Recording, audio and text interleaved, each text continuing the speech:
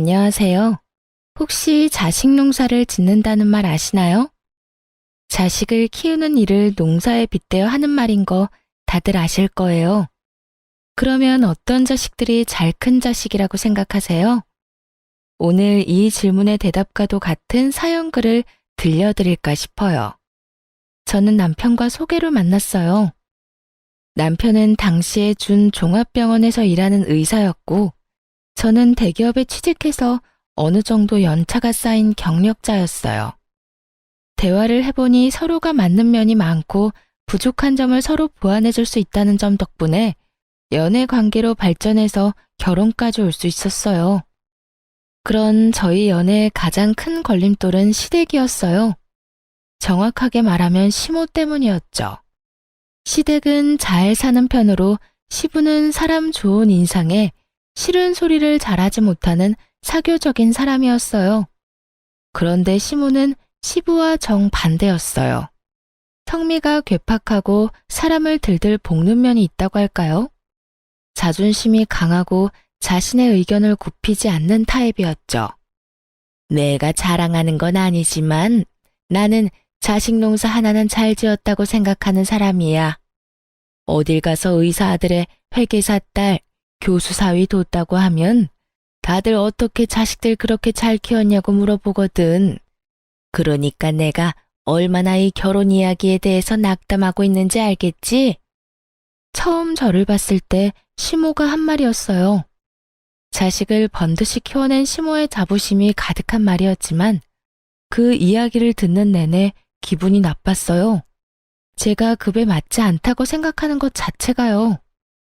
엄마, 그만하세요. 제가 이 사람 좋아해서 만나는 거예요.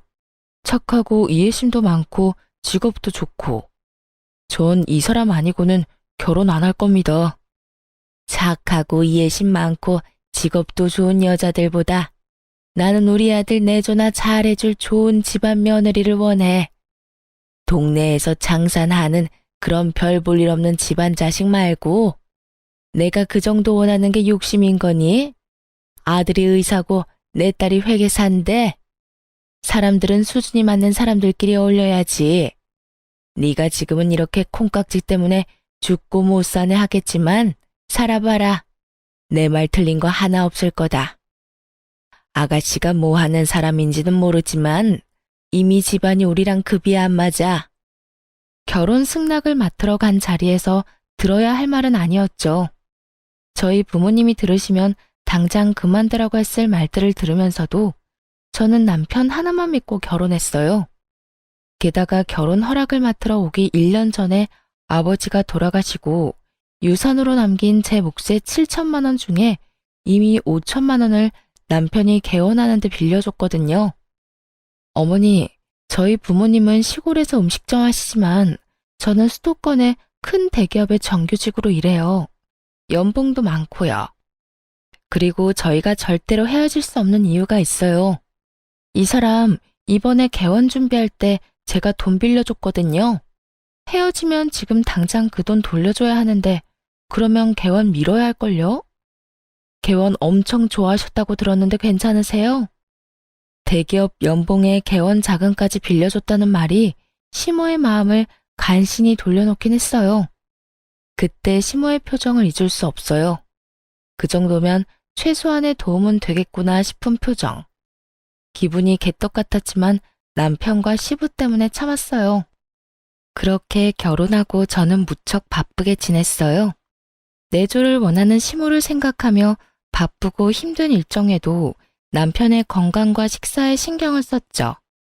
그렇지만 결혼 1년 만에 아이를 가져 육아휴직을 쓴 뒤 다시 출근을 해야 했을 때는 정말 너무 시간이 없었어요. 정신도 없었고요. 애 키우는 부모들은 모두 잘 알 거예요. 애를 키우며 일을 한다는 게 얼마나 힘든지. 게다가 남편이 육아를 도와줄 수 없는 환경이라면 육아휴직 후 오랜만에 출근한 상황이라면 시간뿐만이 아니라 몸이 10개라도 부족하다는 걸요. 그래서 저도 시모에게 연락하는 일이 점점 뜸해졌어요. 그래도 일주일에 2번은 꼬박꼬박 연락했어요. 한 번은 시부에게, 한 번은 시모에게요. 두 분의 사이가 좋은 게 아니라서 그렇게 따로 연락을 드렸지만 그래도 며느리에게 연락 왔다는 말 정도는 하고 사는 줄 알았거든요. 그런데 시모는 그게 싫었던 모양이었어요. 제 생일에 남편이 양가 가족과 함께 식사를 하고 싶다고 했어요. 솔직히 불편한 마음이 더 컸죠. 사돈은 멀수록 좋다는 말도 있는데다가 동생이 로스쿨 졸업 후에 변호사 시험을 봤는데 첫 해에 떨어져 버렸거든요.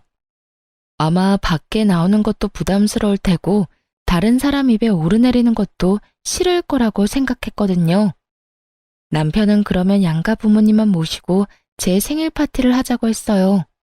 그러면 두 가족이 모였는데 그때 시모가 밥 잘 먹는 저희 친정어머니에게 말을 꺼냈어요. 사부인도 마음이 영 불편하겠어요.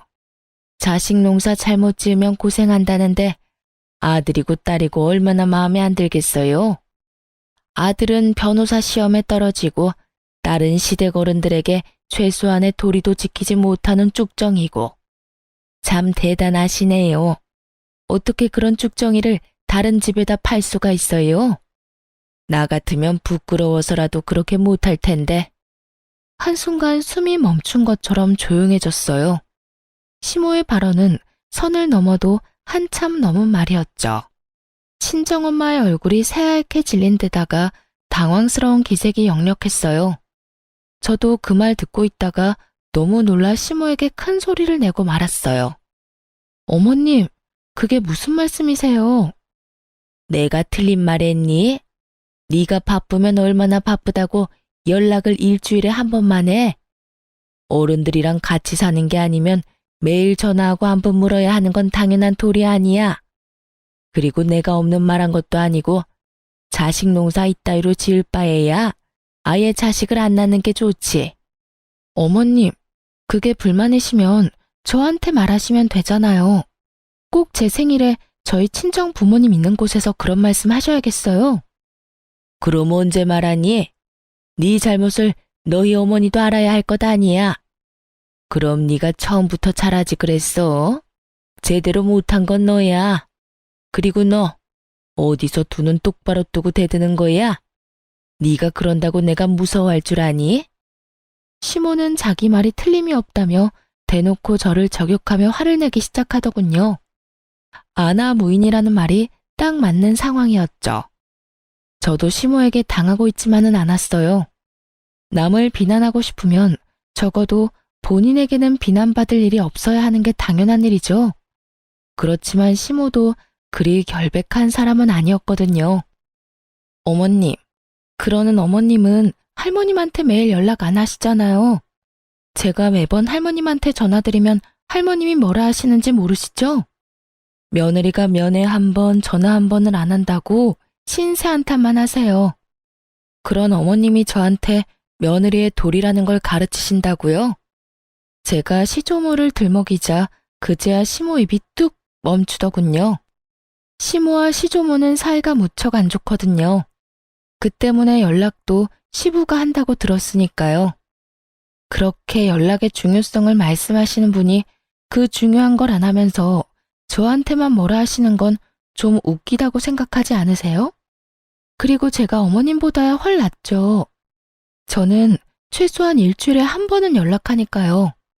1년 365일 연락은 아버님한테만 맡겨놓는 어머님보다는 훨씬 양호한 수준이잖아요. 안 그래요? 뭐? 지금 너 나 가르치는 거니? 나는 지금 너랑 나 사이의 도리를 알려주는 거야. 왜 갑자기 할머니를 끌고 와? 할머니 끌고 오면 네가 이길 줄 알아? 결국 분위기가 과열되자 시부가 중간에 끼어들었어요. 그만해. 당신 잘한 거 하나도 없어. 며느리가 바쁜 거 다 알잖아. 남편 내조하느라 애 혼자 보느라 일까지 하면서 돈까지 벌어주느라 그런 며느리 몸 상한 곳 없나 물어보지는 못할 망정 전화를 안 했다고 이 난리를 피워? 마음을 좀 곱게 써. 쓸데없는 보석들한테만 관심 쏟지 말고 며느리랑 우리 부모님한테도 관심 좀 주라는 말이야. 그리고 전화통화는 할 말이 있을 때만 하면 되는 거지 똑같은 말 주고받을 거면 굳이 왜 해? 당신은 왜 나한테만 큰 소리예요? 남들에게 싫은 소리 못하는 시부였지만 시모에게만은 그렇게 싫은 소리를 잘하더군요. 결국 분위기가 완전히 엉망이 되고 자리는 어정쩡하게 파했죠. 친정엄마는 기분이 확 상해서 울면서 집에 가셨고 남편은 제 눈치만 보기 바빴어요. 상황이 이렇게 될 줄 몰랐으니 어쩔 수 없는 일이었지만 그 상황에서 제 편 한번 들어주지 않은 남편에 대한 실망도 컸어요. 매일 연락하지 않았다는 이유로 남의 귀한 자식들을 쭉정이로 만들어 친정어머니를 모욕한 시모를 용서하고 싶은 마음은 눈꽃만큼도 없었어요. 걸어온 싸움은 받아주는 게 당연한 거고요. 동생은 그 다음 해에 변호사 시험에 합격했어요. 그리고 꽤 큰 로펌에 취직하게 됐고요. 동생뿐만 아니라 저에게도 좋은 일이 있었어요. 부서에서 승진하게 됐거든요. 직급이 높아져 연봉에도 좋은 일이 생겼죠. 딱히 시모에게 알리고 싶은 마음도 없었어요. 동생이 대형 로펌에 취직한 다음 달에 남편 시모와 함께 남편의 외삼촌들, 즉 외가 식구들 모임에 가게 됐어요. 솔직히 안 가고 싶었지만 남편이 애걸복걸하는 바람에 나가게 됐거든요. 이때도 시모와 제 사이는 냉랭했죠. 그런데 외숙부가 지인과의 사이에 문제가 있었던 것 같더라고요. 서로 의가 상해서 고소 고발을 하겠다며 법정 다툼을 예고한 상황이었다는데 변호사를 어떻게 구해야 하는지 이야기가 나왔거든요. 여보, 처남한테 이야기 한번 해봐. 이번에 변호사 시험 합격하고 대형 로펌에 들어갔다고 하지 않았어? 들뜬 얼굴로 제게 묻는 남편을 보다가 제가 시모에게 얼굴을 돌렸어요. 시모가 아주 도도하고 당연한 얼굴로 저한테 명령을 했어요. 그래, 사돈 총각한테 이야기해보거라. 오빠, 걱정하지 마. 내가 다 해결해 줄게. 이런 일은 전문가한테 맡기는 게 좋아. 내 인맥이면 해결 못할 게 없지. 저는 어이가 없었죠. 쭉정이라며 자식 농사 제대로 못 지었다고 비아냥거릴 때는 언제고 이제 와서 호언장담하며 소개를 해달라니. 그렇게 해주고 싶은 마음 전혀 없어서 저도 말했죠. 어머님, 죄송한데 이야기 못할 것 같아요. 저번에 어머님이 저희 동생한테 시험도 한 번에 합격 못한 쭉정이라고 욕한 거 동생이 다 전해 들었거든요. 제가 부탁해도 동생이 안 들어줄 확률이 너무 커요. 그리고 어머님도 쭉정이한테 부탁하는 거 무섭지도 않으세요? 저희랑 급이 맞다고 생각하지도 않으시니 변호사는 다른 데서 알아보세요. 저의 빈정거림에 시모의 얼굴이 수치스러움으로 확 일그러졌어요. 너 내가 저번에 그런 말 했다고 그걸 그대로 가서 일러 바쳤니? 도대체 애가 왜 그렇게 입이 싸? 그리고 시어머니가 하라면 해야지 무슨 할 말이 그렇게 많아? 제가 쭉정이라서 그런가 보죠. 어차피 어머님이 지은 농사도 아닌데 어머님 것처럼 여기지 마세요. 자식 농사 잘 지은 아들딸이 변호사는 아니지만 좋은 직업 가지고 있잖아요. 하긴 저한테 나쁜 소리 할 때는 저희 집에 도움 구하게 될 줄 몰랐겠죠? 이쯤 되니 아버님 하신 말씀이 계속 생각나네요. 마음을 좀 곱게 쓰셨으면 제 동생도 도움을 줬을 텐데. 저희 어머니 그날 울면서 집에 가는 바람에 동생이 마음에 맺힌 게 많은 모양이에요. 제 말에 시모가 볼살이 부들부들 떨리도록 저를 째려보더군요. 정말 웃긴 건 제가 시모에게 그런 이야기를 하는데도 아무도 시모 편을 들어주지 않았다는 거예요. 평소에 얼마나 가족들에게 야박하게 굴었는지 알 수 있는 상황이었죠. 솔직히 며느리가 시어머니에게 대드는 모습이 집안 어른들에게는 나쁘게 보일 수밖에 없는 상황인데도 불구하고 사람들의 눈은 모두 시모를 탓하고 있었거든요. 야, 너 정말 사돈한테 그런 식으로 이야기를 했어? 너 정말 어떡하려고 그래? 이 오빠가 얘기하지 않더냐? 사람이 인심이 없고 성미가 괴팍하면 행동거지 말이라도 조심해야 한다고. 너 언젠간 네가 한 행동 고스란히 돌려받을 때가 올 거라고 내가 이야기했지? 어휴, 동네 창피해서 원. 오빠는 누구 편이야? 아니, 급이 맞아야 이야기를 할 거 아니야, 급이. 솔직히 우리 집안에 대볼 수 있는 집안이기나 해. 시골에서 장사하는 사람들. 나는 우리 아들이 이런 애보다 더 좋은 며느리 데려올 수 있을 거라고 생각했어. 그래서 내가 그런 말 한 거지. 그리고 틀린 말도 아니잖아. 며느리 꼴랑 대기업 다니는 거 가지고 그거 아무나 다 다녀. 뭐 그렇게 내세울 거 있다고? 대기업을 누가 아무나 다녀? 너 진짜 그 콧대가 한도 끝도 없이 높아져서 어떡하려고 그러냐? 애들 일이고 이미 결혼했어. 그러면 너도 마음 놓고 후덕한 시어머니 노릇을 해야지. 아우, 시끄러워. 잔소리 좀 그만해요. 너희들 볼일 끝났으니까 집으로 돌아가. 시모가 영 그 자리에 있기 불편했는지 저희 보고 나가라고 하더군요. 저보다 시모가 더 불편한 자리였던 것 같더라고요. 그렇게 시모와 헤어지고는 더 이상 연락을 하지 않았어요. 남편에게 단단히 일렀거든요. 시부가 하는 것처럼 앞으로 시어머니와의 대화는 남편이 무조건 책임지고 하라고요. 남편은 제 눈치를 보며 알겠다고 고개를 끄덕였어요. 솔직히 남편 탓이 아니라는 걸 알지만 그래도 실망스러운 건 어쩔 수 없잖아요. 저와 친정 편을 들어주지는 못해도 시모를 말려줄 수는 있을 텐데 그것마저 못하는 남편을 믿고 있을 수만은 없더라고요. 어쨌든 외가 가족들 앞에서 못된 시어머니로 찍힌 시모는 더 이상 저한테 연락을 강요하지는 않았어요. 솔직히 마음은 편했죠. 이렇게 평생 얼굴 안 보고 살면 좋았을 텐데. 그런데 딱히 인생이라는 게 제 마음대로 되지는 않는 거더라고요. 저희의 문제가 아닌 다른 문제로 시모와 다시 연락하게 될 상황이 발생했죠. 저희 결혼 6년 차에 시모가 시부의 내연녀에 대해 알게 됐거든요.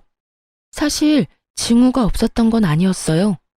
시부는 사람 좋은 모습을 하고 있지만 유독 시모에게만은 하고 싶은 말 다 하면서 짜증내는 면이 있었거든요. 신경질적이고 사람을 아래로 보는 그런 시모의 행동이 사람 좋고 둥글게 사는 시부에게는 좋게 보이지 않았던 거라고 생각해요. 그래서 두 분이 싸우는 일이 잦았던 거죠. 솔직히 며느리로 있으면서 두 사람이 서로 크게 간섭하지 않는다는 느낌을 받았거든요. 그리고 시부의 마음이 이해가 안 가는 것도 아니었으니까요. 저도 시모에게 당해본 일이 있으니까 두 사람 사이가 나쁘더라도 그러려니 했죠. 그런데 시부가 다른 여자와 사귀고 있던 걸 시모가 알게 됐어요. 알게 된 계기는 심플하면서도 충격적이었죠. 시모가 자주 연락하는 보험 설계사가 있어요. 그 사람을 시모가 자신의 중학교 동창한테 소개시켜줬거든요. 그런데 그 보험 설계사가 시모에게 폭탄 같은 소식을 전한 거였어요. 바로 그 동창의 생일날 고급 호텔의 비싼 명품 주얼리까지 애인에게 선물 받았다는 걸 알려줬거든요. 저희 시모는 딱 두 가지 좋아하는 게 있었어요. 바로 농사를 잘 지은 자기 자식들과 반짝거리는 주얼리요. 다이아몬드, 루비, 사파이어, 금. 반짝이라는 것이라면 종류를 불문하고 사모으기 바빴던 사람이니까요. 시부가 몇 번이나 사치와 낭비를 줄이라고 단단히 일렀지만 시모는 전혀 개의치 않고 시부의 카드로 열심히 샀다고 하더라고요. 사촌이 땅을 사면 그렇게 배가 아프다는데 별 볼 일 없다고 생각했던 동창이 애인에게 그런 선물을 받았다는 걸 들으니 어지간히 속이 쓰렸나 봐요. 그 동창분은 몇 년 전에 사별을 하신 상태였거든요. 그러니 다 늙어가는 마당에 돈 많은 남자까지 어떻게 잡았는지 궁금할 수밖에요. 그렇게 눈에 불을 켜고 동창의 애인을 찾아 나섰던 시모의 눈에 동창과 팔짱을 끼고 백화점을 활보하고 있는 자신의 남편을 발견한 거죠. 개인적으로 시모가 좋고 나쁘고를 떠나서 그 상황만 놓고 보자면 참 시모가 안 됐다는 생각을 했어요. 하지만 시모의 뇌구조는 저와는 좀 많이 다르더라고요. 예, 네 아빠 바람났어. 그것도 내 동창이랑. 너 이게 말이 된다고 생각하니? 거기다가 살면서 나한테는 반지 하나 사준 적이 없던 인간이 그년한테는 비싼 명품 브랜드의 목걸이 팔찌 세트를 선물했대. 내가 기가 막혀서 줄 거면 지 마누라를 줘야지 왜 그딴 년한테 주느냐고. 나 그렇게 두고 볼 수 없으니까 아들, 네가 나 좀 도와. 네가 그 여자가 너희 아버지한테 받은 것보다 더 좋은 거 선물해줘. 나 곧 생일이잖니. 그 여자가 간 호텔보다 더 좋은 호텔, 그 여자가 아버지한테 받은 선물보다 더 좋은 선물로. 시모의 말에 깜짝 놀란 제가 반대를 하며 나섰어요. 어머님, 그게 무슨 말씀이세요? 아버님이 바람을 폈으면 아버님하고 단판을 지을 생각을 하셔야지 어떻게 내연녀보다 더 많이 받겠다고 아들을 들들 볶아요? 어머님, 그러지 마시고 내연녀를 찾아가시든지 아버님하고 이야기를 하세요. 그 돈은 아버님이 쓰신 돈이니 저희가 어떻게 할 수 없잖아요.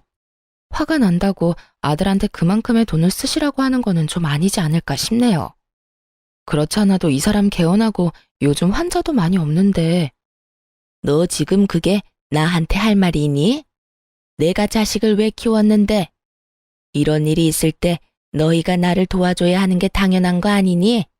정말 어이가 없어서.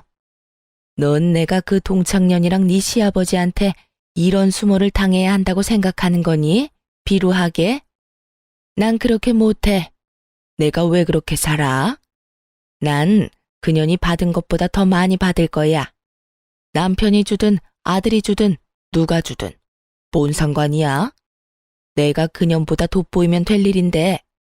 시모가 우기고 있었지만 저는 당연히 남편이 거절할 거라고 생각했어요. 저야 월급쟁이지만 남편은 아니잖아요. 의료라는 거창한 타이틀이 붙긴 했지만 그것도 서비스업이란 말이죠. 환자가 있어야 돈을 버는 법인데 지금 남편 병원이 그렇게 좋은 상황이 아니었거든요. 당신, 나 좀 봐. 설마 어머님 말씀하자는 대로 하는 건 아니지? 어? 그럼. 설마 그런 거 다 어떻게 맞춰드려? 그냥 조금 달래드리면 될 거야. 그 큰 돈이 어디서 내가 그걸 해줘? 그렇지? 어머님 상심한 건 알겠는데 그렇다고 그걸 돈으로 풀려고 하면 안 되지. 그것도 아들 돈이잖아. 대신 당신이 나중에 어머니 달래드리고 아버님이랑 얘기 한번 해봐. 집안 이렇게 난리가 나서야 되겠어? 어떻게든 안정시켜야지. 아버님이 잘못하셨지만 한쪽 이야기만 들어가서 모르는 거고. 당연히 여기서 이야기가 다 끝난 줄 알았어요. 시모에게 줄 수 없다고 거절의 말을 건네고 그것이 끝이라고 생각했죠. 그런데 시모 생일이 지난 다음 날, 시모가 카톡 프로필 사진에 엄청나게 화려한 생일 파티 사진을 올렸더라고요. 활짝 웃고 있는 시모가 몸에 걸치고 있던 장신구들은 아무것도 모르는 제가 봐도 엄청나게 비싸 보이는 물건들이었어요. 놀란 제가 남편에게 전화를 했어요. 어머님 카톡에 올라온 사진 봤어? 그거 뭐야? 혹시 당신이 해드린 거야? 그거 그렇게 비싼 건 아니야. 엄마가 울면서 나한테 매달리잖아. 그래서 내가 해드렸어. 당신이 무슨 돈이 있어서? 당신이랑 같이 모은 돈 있잖아. 야, 그게 어떻게 같이 모은 돈이야? 그거 우리 아버지 유산 남은 거잖아. 미친 거 아니야? 그 돈이 어떤 돈인데 그 돈을 써? 벌써 쓴 걸 어떡해? 그리고 넌 우리 엄마한테 그 돈 쓰는 게 그렇게 아까워?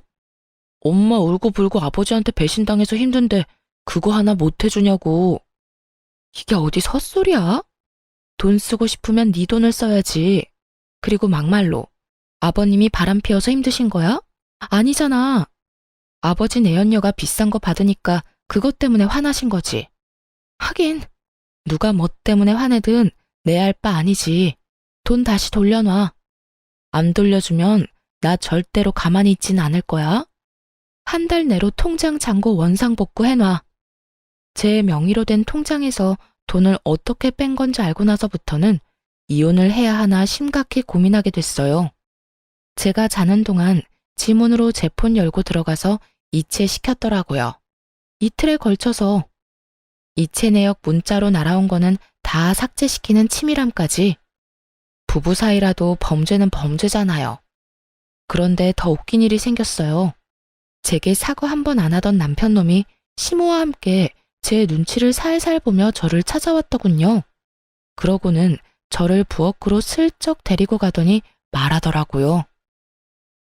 여보, 나 당신한테 할 이야기가 있는데.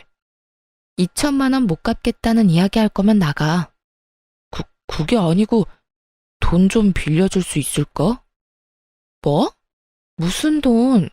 나한테서 가져간 돈 말고 또 빌려달라고? 엄마가 내 카드로 쇼핑을 좀 했는데 갚을 수가 없어서. 얼마나? 어머님한테 카드는 왜 줬어? 아버지가 카드 끊는 바람에 내 거 줬지. 1,000만 원은 필요한데. 미쳤어? 꽥 소리 지르는 통에 시모가 부엌 쪽으로 오더군요. 여태껏 시모 얼굴이 좋았던 적은 없지만 그날은 정말 뺨이라도 갈기고 싶을 만큼 보기 싫은 얼굴이었어요. 너 우리 아들한테 이게 무슨 짓이야? 미쳤냐니? 내가 우리 아들 얼마나 애지중지 키웠는지 몰라? 그리고 너는 돈도 잘 번다는 애가 이 정도로 돈도 못 갚아줘? 언제는 나더러 대단한 인재인 것처럼 말하더니 너도 별 볼 일 없는 애였네. 어머님, 지금 이 사람이 갖다 쓴 돈이 얼마인지 알고는 있으세요? 저번에 호텔이랑 장신구들 산 돈도 남편 돈이 아니라 제 돈이었어요. 그런데 이번에 또 돈을 빌려달라고요? 전 그렇게 못해요. 저희 아버지 유산으로 받았던 2천만 원 갚기 전까지는 아무것도 못해줘요. 아이고, 그래서 우리 아들이랑 헤어지기라도 하게? 차라리 잘 됐네. 그래, 응? 네가 감히 의사 남편을 어디 가서 만나겠어? 우리 아들이 너 불쌍하게 생각해서 만나준 거야. 그런 주제에 뭐가 어쩌고 좋지? 지가 대기업 다닌다고 아주 시어머니를 물로 보나 본데 나도 너 같은 며느리 두고 싶은 마음 눈꼽만큼도 없어. 시모에게 심한 말을 듣고 있는데도 남편 놈은 멀뚱멀뚱 저와 시모를 쳐다보고만 있더군요. 결국 열받은 제가 남편에게 화냈어요. 이게 당신 뜻이야? 어머님 앞세워서 돈 1,000만 원 나한테 빌려가겠다는 게 당신 생각이냐고.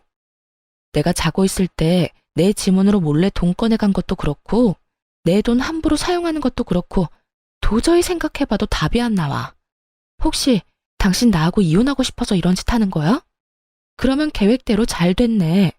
당신이 하는 행동들 이제 이해하기조차 싫으니까 그냥 깔끔하게 이혼해. 여보, 갑자기 이혼이라니. 별일도 아닌 걸로 무슨 이혼이야. 갑자기가 아니지. 네가 한 짓을 보고 말해. 그리고 네 엄마가 쓴 돈 정도는 네가 알아서 갚아. 마누라한테 손 벌리지 말고. 너 그걸 지금 말이라고? 그런다고 우리가 무서워서 벌벌 떨 줄 아니? 두고 봐라. 누가 더 손해인지. 네가 우리 아들하고 이혼하고도 좋은 남자 만날 수 있을 거라고 생각해? 네 주제를 알아. 너 같은 년은 죽었다 깨어나도 우리 아들 같은 남자 못 만나. 마음대로 생각하세요. 자는 동안 마누라 재산 몰래 빼돌린 인간이 제대로 된 인간일 리가 있겠어요? 그런 행위를 범죄 행위라고 하거든요. 저도 마누라 돈 빼돌리는 남편 필요 없어요. 그렇게 저는 남편과 이혼 소송에 들어갔어요. 그리고 소송이 진행되면서 저는 부채 관계를 명확히 하기 위해 남편에게 결혼 전에 빌려준 개원자금 5천만 원과 시모 생일에 몰래 쓴 2천만 원을 돌려달라고 했어요. 그런데 남편은 이혼 소송을 하고 있는 와중에도 무례하게 찾아와 저를 설득하려 했었어요. 여보, 당신이 좀 이해해줘. 내가 돈 그렇게 쓴 거는 미안해. 정말로 미안하다고 생각하고 있어. 하지만 그렇다고 우리 엄마가 나쁜 마음에 그런 건 아니잖아. 나도 나쁜 의도로 그런 거 아니고. 그냥 어머니가 아버지한테 배신당하면서 생긴 마음의 상심을 덜어주려고 한 것뿐인데. 자기 합리화하려는 남편 놈을 째려봤어요. 물론 내가 잘못하긴 했지. 그러니까 여기 와서 당신한테 빌고 있잖아. 나 정말로 수중에 돈이라고는 없어. 그러니까 이혼 소송 없던 걸로 하고 2천만 원도 천천히 갚는 걸로 하면 안 될까? 내가 왜? 나 이혼할 거야, 당신하고. 당신은 나랑 이혼할 마음도 없으면서 어떻게 사람 자는 동안 남의 재산 빼돌릴 생각을 했어? 당신이 한 짓이 무서워서라도 나는 이혼해야겠으니까 이런 이야기 할 거면 나 찾지 마. 여보, 내가 이렇게 빌게. 다시 생각해봐, 응? 저는 절대로 이혼을 번복할 생각이 없었어요. 남편보다도 시모 때문에요. 시모가 시부와 싸우고 저희 집에 들어왔거든요.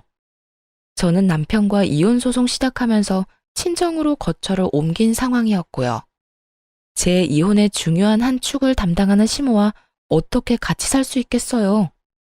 다시 생각을 왜 해? 내가 다시 생각하면 지금 그 집 들어가서 시모 모시면서 살아야 되는 거 내가 모를 줄 알아? 나는 시모 통장 노릇은 둘째치고 시어머니 수발까지 들고 싶은 마음은 요만큼도 없어. 그러니까 나 설득하려고 하지 마. 여보, 나 진짜 안 좋은 상황이야. 병원은 계속 적자고. 어머니 씀씀이는 날이 갈수록 커지고 있어. 이런 상황에 당신한테 7천만 원에 우리 사는 집까지 나누고 하면 정말 남는 거 단 하나도 없다고. 돈이 왜 없어? 당신 진짜 웃기네. 집에 얼마 전에 가득 들어오지 않았어? 그게 무슨 말이야? 아무것도 모르는 듯 반문하는 남편에게 저는 아주 좋은 정보를 하나 알려줬어요. 시모를 엿먹일 수 있는 아주 좋은 정보. 당신 어머님이 가득 모아놓은 주얼리들 있잖아. 그거 다 팔면 못해도 몇 천만 원은 훌쩍 넘어. 몰랐구나? 제 말에 남편 눈 눈빛이 반짝 빛나더군요. 돈 없으면 그거라도 팔아서 주면 되잖아. 어차피 돈 쓴 건 어머님이니까 어머님이 갚아야 하지 않겠어? 근데 그거 얌전히 주시려나 모르겠네. 친아들 마냥 아끼고 있으니. 이 정도 말하면 알아들었을 거라고 생각했어요. 솔직히 이런 이야기 해주고 싶지는 않았는데 저는 받아야 할 돈이 있었고 절대로 손해보고 싶지는 않았거든요. 게다가 무엇보다도 시모를 용서할 생각도 없었고요. 그래서 슬쩍 이야기를 흘렸죠. 역시나 제 말을 제대로 알아들었는지 남편은 며칠 뒤 제 뒤통수 치고 가져간 2천만 원을 바로 마련해서 통장으로 넣어주더군요. 얼굴에 기름기가 좔좔 흐르는 것이 큰 돈을 마련한 것 같더라고요. 다행이네. 이해력은 나쁘지 않아서. 일단 2천만 원은 해결됐고 나머지 5천만 원도 빠른 시일 내에 해결해. 이혼 전에 잡다한 거 싹 정리하고 싶으니까. 걱정 마. 돈 없으면 어머니 목걸이 몇 개 더 팔면 돼. 요즘 금값도 많이 올라서 그런지 살 때보다 더 많이 받아. 그리고 그거 아니더라도 곧 부모님 이혼하실 것 같거든. 그때 어머니가 받은 것들로 돈 마련할 수 있으니까 뭐 일단 좋은 방법 알려줘서 고마워. 돈이 생기니 이혼 다시 생각하라는 말도 하지 않더라고요. 자기 엄마 물건 팔아서 돈 마련한 주제에 자기가 대단한 것처럼 굴고 있으니 어찌나 웃긴지. 속으로 비웃음을 참느라 고생했죠.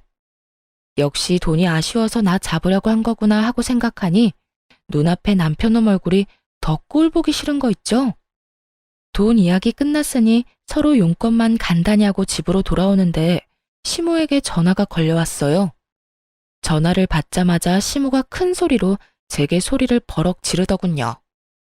야, 네가 우리 아들한테 목걸이 갖다 팔라고 시켰어? 내가 모아놓은 것들, 그것들이 어떤 건데?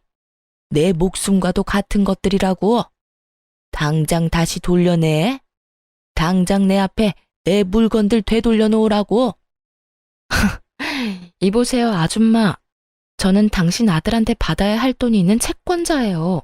채무자가 돈 마련할 방법 없어서 전전긍긍하길래 방법 좀 알려준 것 뿐이라고요. 막말로 내가 그거 가져가서 팔았어요?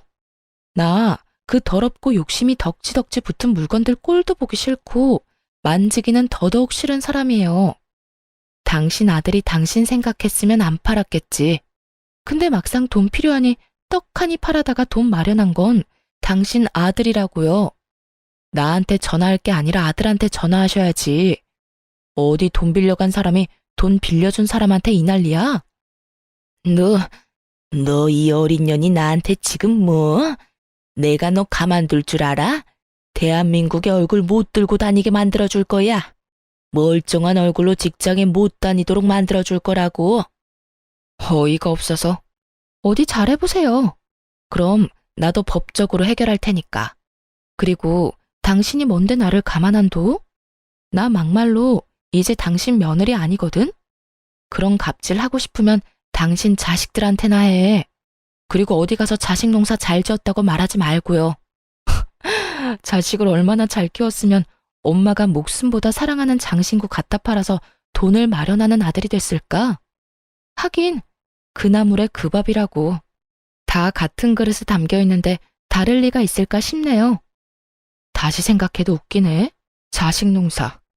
남 욕하면서 깎아내리기 전에 아줌마 집구석이나 잘 간수해요. 자는 동안 마누라 지문으로 몰래 돈이나 털어가는 도둑놈 새끼 길러낸 주제에 자식 농사는 무슨. 그 집 농사 다 망했네요. 마누라뿐만이 아니라 농부까지 잡아먹으려고 하는 거 보니. 제 말에 시모는 곧 넘어갈 것처럼 꺽꺽대며 숨을 크게 몰아쉬더군요. 너 이런 짓 하고도 내가 아주 자기 분노를 이기지 못하고 괴물처럼 괴성을 내지르는 시모의 목소리에 저는 콧방귀나 꼈죠. 그렇게 사자가 달린 직업 가진 자식 자랑하면서 우리 집더러 급이 많니 안 많니 헛소리 짓거리던 시모가 결국 그 자랑스러워하던 자식에게 뒤통수를 거하게 맞았으니 얼마나 웃긴 일이에요. 남의 돈으로 상대방에게 과시하면서 즐거운 시간 보낼 때는 자기도 피해자가 될 거라는 생각은 한 번도 해본 적 없었을 거예요. 그렇지만 남편놈 보세요. 코너에 몰리니 부모고 뭐고 못 알아보고. 자식이 돼서 부모가 말도 안 되는 짓 저지르면 말릴 생각을 해야지 거기에 편승해서 후회할 짓을 하는 게 말이 되나요? 어쨌든 저야 돈 받았고 그 다음 5천만 원은 결혼 전에 써둔 차용증이 있으니 받을 수 있을 거라 기대하고 있었어요. 뭐 남편도 돈 없으면 이번에도 시모 재산 팔거나 개인 신용대출 받아서 줄 것 같아서 걱정 안 했어요. 그렇게 남편과 이혼 소송이 끝났어요. 아직 어린아이의 양육권과 친권은 당연히 제가 가져오게 됐고 이 이혼이 시모의 행동과 남편의 손버릇 때문이었으니 제가 위자료를 받게 됐어요. 그런데 제 이혼이 확정된 시기에 시모도 시부와 이혼하게 됐어요. 전 남편이 시모가 받을 재산 분할에 아주 신경을 바짝 쓰고 있더군요. 그거 결정돼서 나오면 저한테 5천만 원과 위자료 주고 깔끔하게 헤어지자고요. 부모 돈을 자기 돈처럼 생각하는 놈을 보니 얼마나 웃기던지. 그런데 희희낙낙 아주 즐거운 시간을 보내던 전 남편이 몇 달 뒤에 그늘이 한껏 드리워진 얼굴로 저를 찾았어요. 그리고는 제 앞에서 또 무릎을 꿇고 빌더라고요. 여보, 돈 조금만 더 늦게 마련해주면 안 될까? 지금 상황이 크게 좋지가 않아서. 그건 당신이 알아서 해야 할 일이지. 돈 갚을 수 있다면서 호언장담할 땐 언제고 이제 와서 이래? 분명히 부모님 이혼하면 돈 생긴다고 하지 않았어? 그런데 갑자기 왜 돈을 못 갚겠다는 건데? 위자료는? 양육비는? 안 되면 분할 납부라도 해. 나도 일이 이렇게 될 줄 몰랐으니까 그러지. 아버지 재산이 좀 있는 데다가 아버지가 바람 피워서 이혼하는 거라 당연히 엄마한테 재산 분할돼서 올 거라고 생각했지. 그걸로 당연히 급한 내 사정부터 해결하려고 했고. 그런데 아버지 재산의 대부분이 없어졌더라고. 상간녀 앞으로 아버지가 벌써 오래전에 옮겨놨던 거야. 게다가 더 웃긴 건 뭔지 알아? 우리 엄마가 아버지 카드로 사들인 주얼리 있지? 그거 귀금속들도 재산 분할 대상에 들어가더라고. 결국 엄마가 가진 귀금속들 때문에 도리어 재산 분할에서 엄마가 불리해지더라고. 그렇게 많이 사모았는지 몰랐어. 그래서 지금 우리 엄마한테 남은 거라고는 지금 사는 집 전세금 일부 정도고 그거라도 남기려면 엄마가 가진 물건들 팔아서 아버지에게 도리어 돈을 더 줘야 할 판이야. 더 환장할 일은 아버지가 이혼 사유로 그 귀금속 사들이는 데 든 돈과 엄마 낭비벽을 콕 집어 말하는 바람에 위자료도 원하는 만큼 못 받게 됐다는 거야. 남 보기에 부끄러워서 이거 어디 가서 하소연하지도 못해. 솔직하게 말하자면 시부모의 이혼이 시모에게 좋은 방향으로 돌아갈 거라고는 생각 안 했어요. 시부에게 불리한 상황이지만 그만큼 시모의 낭비벽도 대단했으니까요. 그래서 처음부터 남편 계획대로 될 것 같지는 않더라고요. 그런데 머리를 쥐어뜯으며 짜증을 삭이며 말하는 전 남편을 보니 솔직히 어이가 없더군요. 자기 이혼 위자료와 부채를 해결하려고 시모를 이용하려고 한 놈이 시모가 받을 돈이 많지 않다는 걸 알고서 짜증을 내다니. 그래서 지금 당신 부모님 이혼이 당신 생각대로 되지 않아서 내 돈을 못 갚겠다는 이야기야? 당신이나 당신 어머니나 똑같네? 당신이 쓴 돈이야. 그럼 당신이 갚아야지. 그걸 어머니 재산에서 빼내려고 하는 거 보니 참 기도 안 차네. 어머니 돈이 당신 돈이라고 생각하는 건 아니지? 당신 어머님도 이런 자식 두고 어디 가서 자식 농사 잘 지었다고 말하기 곤란하겠네. 나 같으면 엄마 낭비벽부터 잡을 거야. 어차피 당신 어머님이랑 지낼 거 아니야? 두 눈 뜨고 코 베이지 말고. 어머님이 당신 사정 봐주는 줄 알아? 당신이 어머님 사정 안 봐주는 것처럼 어머님도 똑같은 생각할 거라고는 생각 안 해봤어? 어머님이 무슨 생각하는지 내 눈에는 이렇게 훤한데. 분명히 이혼해서 졌다고 생각하고 있겠지. 그러면 어떻게 될 것 같아? 나라면 전처한테 와서 애원을 할 게 아니라 너네 엄마 고삐부터 쪼아댈 거야. 분명히 그 내연녀한테 졌다고 생각하고 또 엄청난 사치 낭비하면서 다른 사람들한테 과시하려고 할 테니까. 당신은 자식이면서 그런 것도 몰라? 제 말을 들은 남편이 푹 숙이고 있던 얼굴을 번쩍 들더군요. 그 눈빛에 고인 불안함을 보니 본인도 감이 온 것 같더라고요. 내연녀가 생일에 고급 호텔에 비싼 주얼리를 받았다는 이유로 아들을 들들 볶아서 2천만 원을 개어내게 만드는 엄마인데 이혼해서 졌는데 가만히 있겠어요? 절대로 가만히 있을 위인이 아니죠. 거기까지 생각이 미쳤는지 그제야 전 남편은 제게 인사도 없이 헐레벌떡 뛰어가더군요. 저런 인간이 어떻게 의사가 됐는진 모르겠지만 이거 하나는 확실했어요. 시어머니가 자식 농사는 참 조져놨다는 거요. 그러고서는 얼마 안 돼서 남편이 저한테 5천만 원을 보냈더군요. 어떻게 이렇게 빨리 돈을 마련해 봤더니 돈도 안 되고 적자만 나던 병원을 팔았더라고요. 동네 자그마한 의원이긴 하지만 그래도 개원이라는 걸 소중하게 생각하던 남편이었는데 병원을 팔았다니 이제야 정신이 든 건가 싶기도 했죠. 개원이 포기하고 월급 받는 페이닥터로 일하고 있더라고요. 그리고 들려오는 이야기를 들어보니 시모의 고삐를 꽉 쥐고 있다고 하더라고요. 그 뒤로 시모가 낭비를 하거나 돈을 썼다는 이야기를 들어보지 못한 걸 보면 시모 숨통을 제대로 쥐고 있는 게 틀림없어 보였어요. 그러게 처음부터 정신 차리고 시모한테 안이 돌렸으면, 아니 시모한테 동조하지 않았더라도 이렇게 마누라랑 이혼하고 병원까지 팔 일이 있었겠냐고요. 그렇게 저와 남편의 이혼한 지 1년이 훌쩍 넘던 어느 날 전 시모가 저희 친정집에 왔다는 전화에 친정으로 급히 갔어요. 엄마를 붙들고 다짜고짜 저를 찾았다고 하더라고요. 보게 해주지 않으면 아예 들어놓을 것 같아서 어머니가 저에게 연락을 한 거였어요. 아니, 아줌마 아들을 왜 여기서 찾으세요? 저 그 사람하고 이혼하고 남남된 지 오래됐어요. 거짓말 하지 마. 네가 우리 아들한테 뭐라고 한 게 틀림없어. 그게 아니면 우리 아들이 날 버리고 그렇게 도망갔겠냐고. 네가 중간에서 이간질한 거 맞지? 그렇지? 전 시모의 말을 듣는 순간 벙찜과 동시에 웃음이 났어요. 그 웃음을 참으며 되물었죠. 그 사람이 집을 팔고 도망을 갔다고요? 몰래? 그래, 멀쩡한 가족 파탄 내고 자기 인생 이 꼴로 만든 게 다 내 탓이라며 나한테 지랄 연병을 떨고 갔어. 네가 그런 거잖아.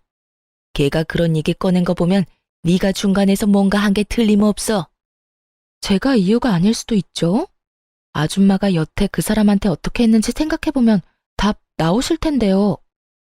내가 무슨 잘못을 했다고? 내가 우리 아들한테 얼마나 잘해줬는데. 그리고 세상에 나보다 불행한 사람이 어딨어?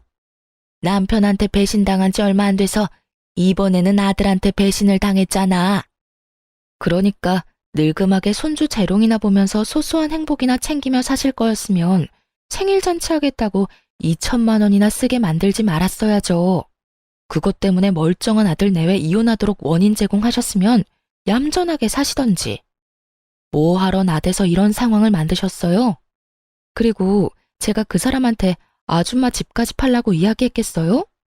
아니, 이야기를 했다고 쳐도 아들이 그렇게 효자고 어머니 위하는 자식이면 이야기 듣자마자 그게 무슨 소리냐고 화내고 절대 그런 일 벌어지지 않도록 조심했겠죠.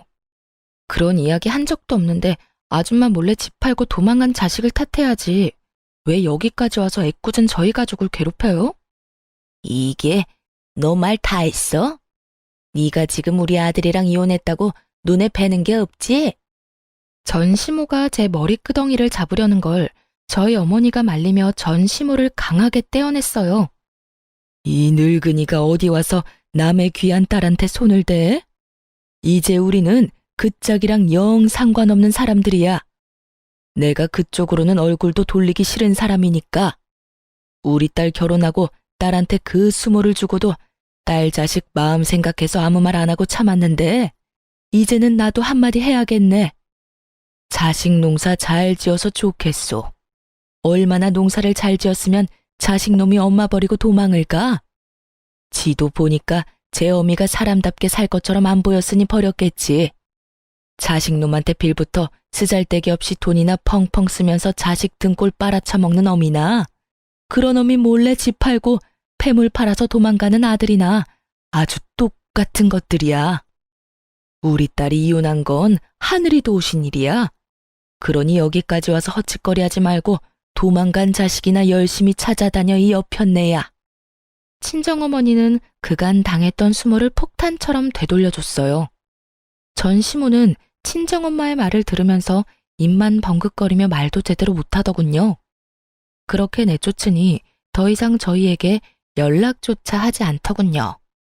들리는 이야기로는 전 시모가 결국 전세금까지 다 아들에게 뺏기고 가지고 있던 폐물도 아들이 다 팔아버리는 바람에 땡전 한 푼 없이 신우한테 도움을 구하러 갔다고 해요. 그런데 신우가 그런 시모를 곱게 볼 리는 없죠. 아버지랑 이혼하면서 재산 찢어진 것도 화가 날 일인데 그나마 분할받은 재산도 지키지 못하고 아들한테 다 갖다 바쳤다면서 왜 자기한테는 돈 한 푼 물려주지 않았냐고 말이죠.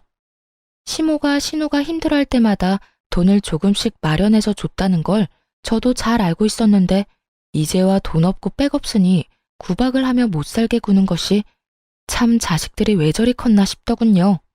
솔직히 신우 이야기 듣는데 아주 섬뜩하더라고요. 제 자식은 그런 인간들로 키우지는 말아야지 싶었어요. 자식 농사 잘했다며 자랑하던 시모는 결국 신우 집에서도 쫓겨나서 시모의 큰오라버니 집에서 겨우 몸만 의탁하며 지내고 있다고 하더군요.